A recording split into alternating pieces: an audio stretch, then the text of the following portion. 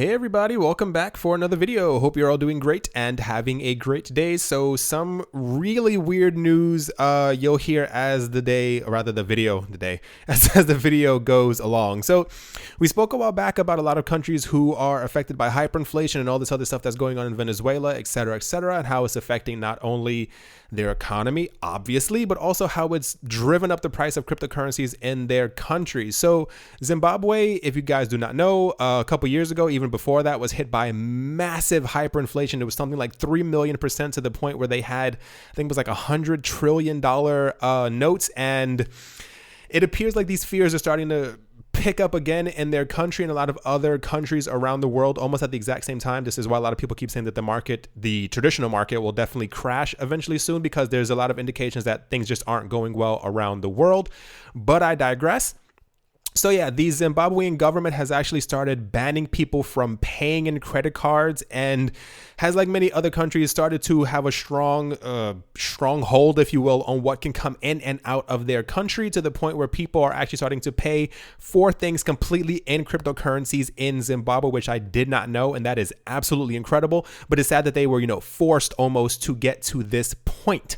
So there's a local exchange in Zimbabwe that deals with Bitcoin and stuff like that. That is known as Bitcoin Fundi, Fundi, where the price of one Bitcoin has actually exploded to $7,200 per coin. Now, while that is a massive premium that's on the coin, this is still not the largest one that we've definitely seen. For the life of me, I can't remember the name of which country that it was, but I spoke about this a couple weeks back. It's not in China. I can't remember where it was.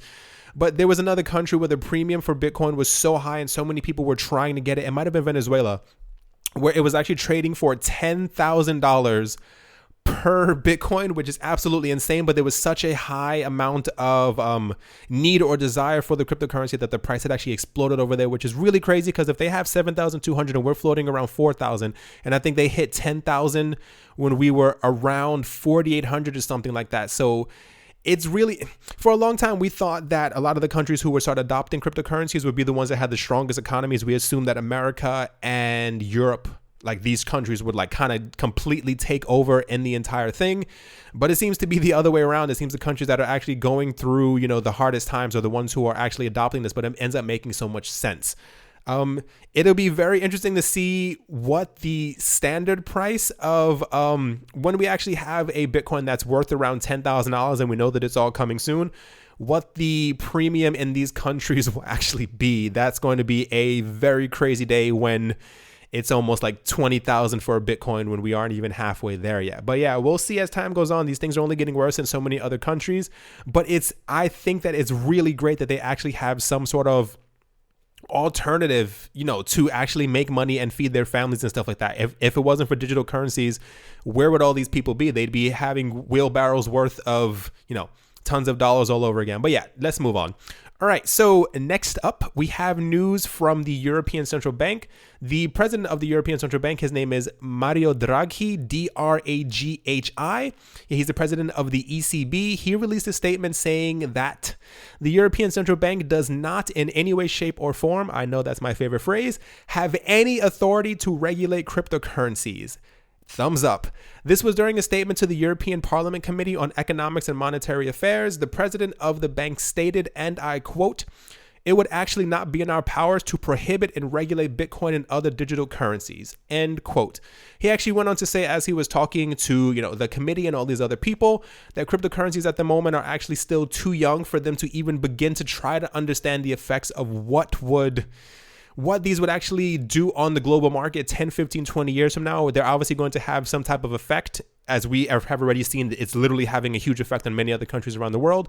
But he says that at this point, that the central bank's main concern revolves around cybersecurity. We've been hearing this from a lot of countries. They keep saying, these things aren't really a threat. They don't really pose any major problems. Even if, I think even if they do start to take over traditional currencies in the country, they still aren't a major threat in any way, shape, or form. He kept on going on saying that cybercrime restriction is the key to what the central bank is trying to do right now in some way, shape, or form. For me, this entire thing is very massive. Like I said, these cryptocurrencies cannot be ignored anymore. This might have been done, 2, 3, 4, 5, especially 5 years ago, where they just really didn't care about them. But it's nice to see that someone, how do I say this, it's nice to have a head of a World Bank whose feet are actually on the ground and they understand the gravity of what cryptos are, what they're doing, and what other people will be using them for. And it's even, like I said, the head of a World Bank saying that they don't have any right to regulate these things because they did not create them or did not own them or whatever the case might be is absolutely up my alley. And I love to hear stuff like that because it's true. Like you can't control something that millions of other people also, you don't control it. It's not yours. I don't know what else to say, how to make that any more clear. So it's very nice to hear statements like this. So last up, this is the crazy part. Take this news with a grain of salt, and I mean a literal grain, and then cut that grain in half, and then hear this news. So this news comes from Cointelegraph.com. I use them often. I like their website and its layout. If you've also seen my photos of them, I think their news is great.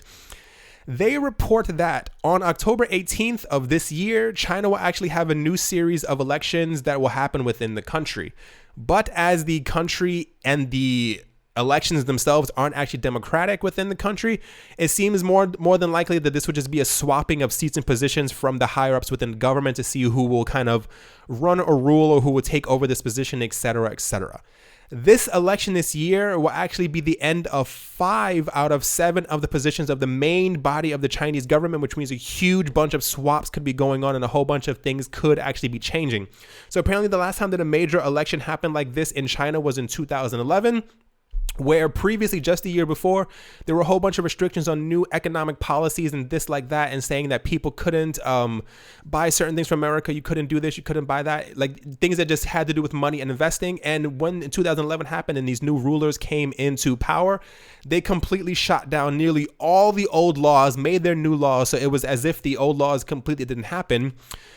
So there's a lot of speculation going on that the entire ICO ban and the entire cryptocurrency exchange ban may have literally just been done so that people can swap seats. Not even joking, that this is some sort of political motivation that people said, we're going to do this for the upcoming election to kind of flex our muscles to show that we can do this. So just so these people can try and win seats and try and gain new leadership titles, and then completely shoot down the entire ban because it's kind of like you can't show how great your team or your electoral party, whatever the case might be, is if you are still running with the old laws from the old government. So this is actually floating around a lot right now. And a lot of people are starting to pick up on this and they're saying, if this could be true, this is major. But like I said, half a grain of salt.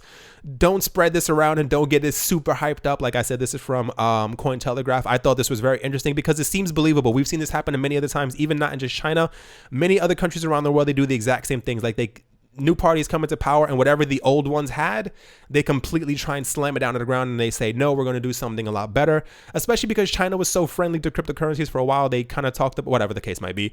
But in the end, if this ban is lifted or is ended, I personally don't think that a lot of cryptocurrency exchanges or people will come flooding back into China, because at this point, it's kind of like, why wouldn't they just be able to then ban it again in December or next summer or within a year and a half when everyone has, been back in their market? They kind of go, oh yeah, we're thinking about banning it again. So I don't definitely, it'll be nice if they do lift the ban and, people are able to do things legally there again. But like I said, half a grain of salt. It'll be great to see what happens. I mean, it's October 18th, so we're not too far off. But October and November are going to be very huge months in the cryptocurrency world. There's so many updates. I know I keep saying this over and over in so many videos, but I think these months are going to be very, very big, especially with a lot of the big coins rolling out updates and a lot of things launching. Alrighty guys, that is going to do it for this video. I hope you guys enjoyed. Hope you got something out of it. Hope you guys are having a great day and it's sunny and not rainy wherever you are. We had some pretty nice weather here. Won't complain. Alrighty guys, I'll talk to you all soon, and yeah, hope you enjoyed. See you. Hey everyone, thank you very much again for watching. I hope you guys enjoyed. If you guys would like to help me and the channel, there are ways to do so in the description below. Thank you very much and talk to you guys soon.